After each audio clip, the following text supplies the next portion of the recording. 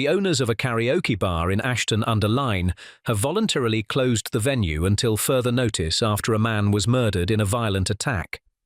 Police said the murder investigation was continuing, while a 36-year-old man remained in custody for questioning. 2 teenagers aged 16 and 17 have been found not guilty of murdering Amen Tekle in Glasgow. Amen was found seriously injured on Clarendon Street on March 5 last year and died at the scene, while one of the teenagers had admitted killing him but said it happened in self-defense. A Yorkshire court roundup has highlighted several serious cases heard across the region, including violent offences and historic cases involving young victims. Among those who appeared in court was Alan Ward, a former ice cream man, who was convicted over serious offences involving a 14-year-old girl. Several kidnappers have been jailed after a male victim was abducted from a public street in Bradford and taken to another location. Bradford Crown Court heard the planned attack involved repeated violence and had a deep impact on the victim and his family.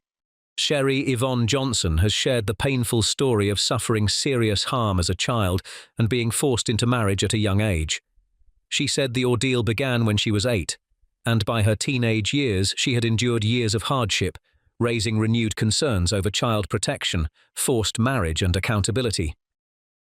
Mark Watson, 55, has been jailed after being convicted of serious offences involving a schoolboy. The court heard the victim later came forward and told police about the abuse he suffered as a child, leading to Watson's conviction and sentence. Police in Wales shot a man believed to have been carrying a crossbow after officers were called to a home on St Edward Street in Newport. Gwent Police said they attended the property shortly before midnight following reports of threatening behaviour and found a man with a weapon at the scene.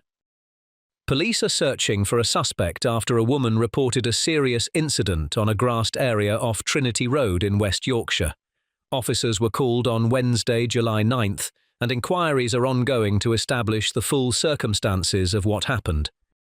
Jason Spence has been jailed for 32 years after being found guilty of serious offences involving children following a 3-week trial at Leeds Crown Court.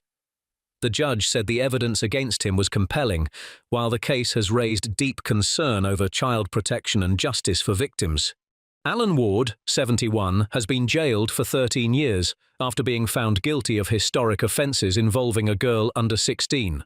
Leeds Crown Court heard the victim came forward years later, leading to an investigation and conviction after Ward denied the allegations.